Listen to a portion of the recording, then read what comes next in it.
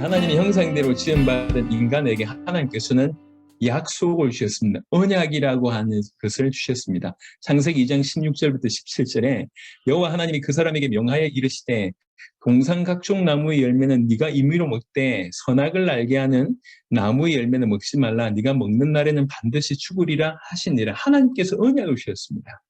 굉장히 이 부분에 신앙이 어린 분들이나 아니면 고민이 많은, 생각이 많은 분들은 굉장히 헷갈려 합니다. 자, 그런데 하나님이 언약, 이 요걸 좀 한번 생각해 보십시다. 언약이란 부분이 창조주께서 피조물에게 언약을 주신 자체, 그게 얼마나 축복이냔 말이에요. 원래 인간은 흙이었습니다. 그 흙인 인간을 하나님께서 인간으로 만드신 이후에 그 인간에게 약속을 주신 겁니다. 여러분, 지금도요, 이 약속이라고 하는 것을 함부로 하지 않습니다. 여러분들이 사람들 간에도 약속을 함부로 하지 않을 뿐만 아니라 특별히 기업은 말도 안 됩니다.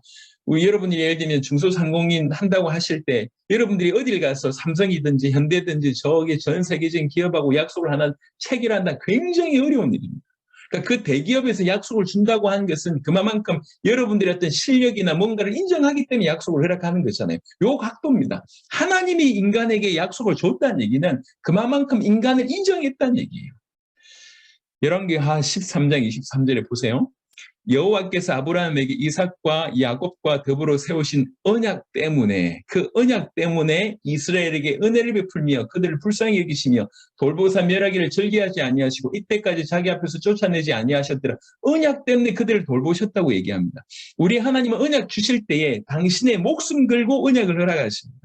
그러니까 그런 언약을 하나님이 인간에게 허락하셨다고 하는 자체가 이 구절로만 보더라도 얼마나 축복인지를 우리가 더듬어 알 수가 있는 것이죠. 또 두 번째는 왜 언약을 주셨는 거죠? 왜 언약을 주셨을까요? 그 언약 주신 이유를 보면 예레미야 11장 4절에 이 언약은 물론 창세기 2장 16절에 얘기를 하는 것이 아닙니다. 그 후대에 나온 언약을 얘기하는 것이지만, 하지만 이 언약이라고 하는 것이 동일한 큰 범주에 봤을 땐 동일한 의미니까요. 이 언약은 내가 너희 조상들을 쇠풀모 애굽 땅에서 이끌어내던 날에 그들에게 명령한 것이다. 자, 보세요. 곧 내가 이르기를 너희는 내 목소리를 순종하고 나의 모든 명령을 따라 행하라. 그리하면 너희는 내 백성이 되고 나는 너희의 하나님이 되리라. 바로 이것 때문에 내 목소리를 순종해라.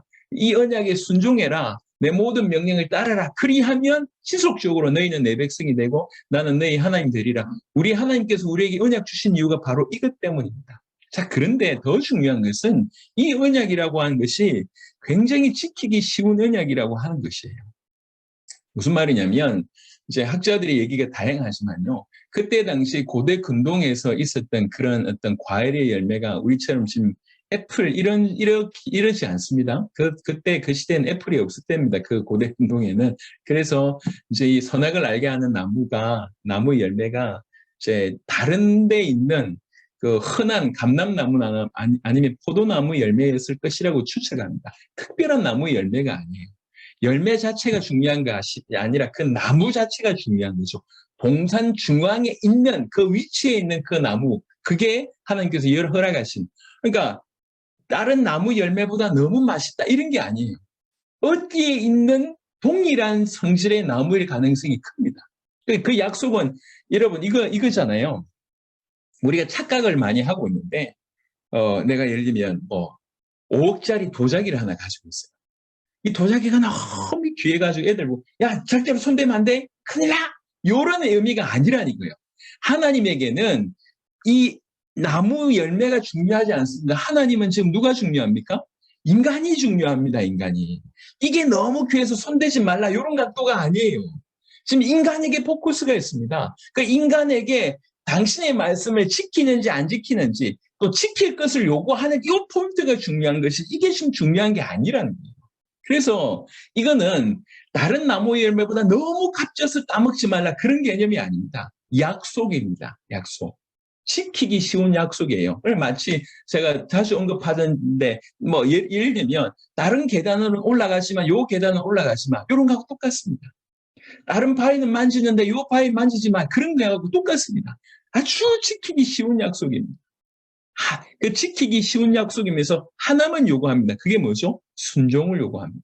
욥기 36장 11절 만일 그들이 순종하여 섬기면 형통한 날을 보내며 즐거운 해를 지낼 것이요. 여러분, 하나님께서 주신 언약에 순종한다는 얘기는 그 언약을 주신 그분을 인정한다는 얘기예요.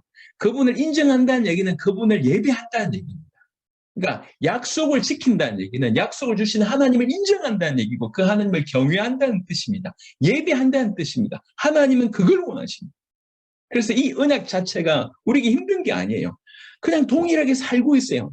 아담 입장에서는 열심히 살고 있는데 약속이 왔어요. 이 약속이 내 삶에 있어서 방해되는 것이냐? 전혀 그렇지 않습니다. 오히려 이 약속이 오므로 내 모든 삶에가 의미가 생겨지게 된 거예요.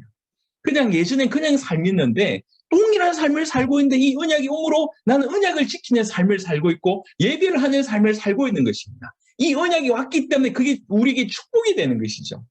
그런 의미입니다. 그런데 이 언약을 드디어 어기는 일이 벌어지죠. 창세기 3장 6절에 여자가 그 나무를 본즉 먹음직도 하고 보암직도 하고 지혜롭게 할 만큼 탐스럽기도 한 나무인지라 여자가 그 열매를 따먹고 자기와 함께 있는 남편에게도 주매 그도 먹은지라.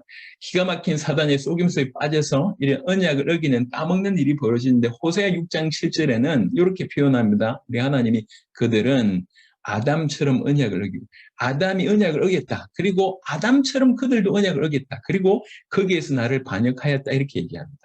성경에 정의하기를 아담은 언약을 어긴 것이다. 이렇게 딱 정의하고 있습니다. 로마서 5장 19절에 한 사람이 순종하지 아니하므로 누구죠? 아담이 언약을 어기고 순종하지 않는 불순종의 삶이라고 정의하고 있습니다. 많은 사람이 죄인 된 것 같이 한 사람이 순종하심으로 많은 사람이 의인이 되리라. 로마서 5장 12절에는 그러므로 한 사람으로 말미암아 그 아담으로 말미암아 죄가 세상에 들어오고 왜 들어왔습니까? 언약을 어겼습니다. 불순종했습니다. 그래서 세상에 죄가 들어오게 됩니다. 그 죄로 말미암아 사망이 들어왔나니 이와 같이 모든 사람이 죄를 지었으므로 사망이 모든 사람에게 이르렀느니라.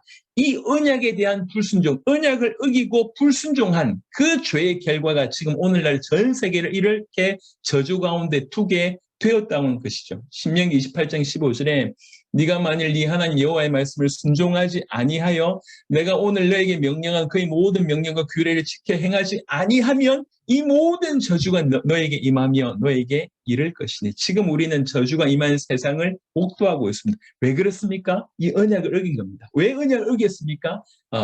하나님의 말씀에 불순종했기 때문에 그렇습니다. 왜 불순종하게 된 거죠? 그 배경에는 사단의 속임수가 있는 것입니다. 언약적인 관점에서 이렇게 풀어드린 것이죠. 그래서 이게 플로 흐름이라고 하면 4번에는 바로 이제 그날 오신 분들에게 복음을 설명하기 위해서 언약으로 이제 복음을 설명하는 것이죠. 우리에게 이제 우리가 이 창세기 2장 16절 17절에 행위 언약을 놓쳤을 때에 우리 주님 우리에게 새 언약을 주셨다. 그 구약의 대표 중에 새 언약이 세 가지가 있습니다. 창세기 3장 15절에 내가 너로 여자 원수가 되게 하고 네 후손도 여자의 후손과 원수가 되게 하라니 여자의 후손은 네 머리를 상하게 할 것이요 너는 그의 발꿈치를 상하게 할 것이니라. 구약이 다 언약의 책인데 메시아가 오실 것이라고 하는 책인데 그 중에 가장 핵심이 요 세 구절입니다. 첫 번째는 메시아가 오실 것인데 그는 여자의 후손으로 와서 사단의 머리를 상하게 할 것이다. 참으로 사단을 이길 왕으로 오실 것에 대한 예언입니다. 이사야 7장 14절 그러므로 주께서 친히 징조를 너에게 주실 것이라. 보라 처녀가 잉태하여 아들을 낳을 것이요 그의 이름을 임마누엘이라 하리라. 메시아가 오실 것인데 그의 이름은 임마누엘이라. 하나님이 우리와 함께 하신다. 바로 그것을 위해서 메시아가 오실 것이다. 그게 새 언약이라고 얘기합니다. 이사야 53장 5절부터 6절에 그가 찔림은 우리의 허물 때문이요 그가 상함은 우리의 죄악 때문이라. 그가 징계를 받음으로 우리는 평화를 누리고 그가 채찍에 맞음으로 우리는 나음을 받았도다. 우리는 다 양 같아서 그릇 행하여 각기 제 길로 갔거늘 여호와께서는 우리 모두의 죄악을 그에게 담당시키셨도다. 메시아가 오실 것이다. 그 메시아가 우리의 모든 죄악을 담당하실 것이다. 그러니까 새 언약을 이렇게 각도로 끌어가셨습니다. 히브리 9장 15절에 이 새 언약의 주인공이 누구냐? 이로 말미암아 그는 새 언약의 중보자시니 그리스도 그는 새 언약의 중보자시니 이는 첫 언약 때 범한 죄에서 속량하려고 추구사 부르심을 입은 자로 하여금 영원한 기업의 약속을 얻게 하려 하심이라. 이 메시아가 바로 이 일을 하셨다는 것이죠. 사도행전 13장 23절에 하나님이 약속하신 대로 이 사람의 후손에서 이스라엘 위하여 구주를 세우셨으니 곧 예수라. 이러면서 이 언약을 통해서 그리스도이신 예수님을 이 복음을 전할 수 있도록 이제 결론 부분에는 이렇게 설명을 한 것입니다. 자.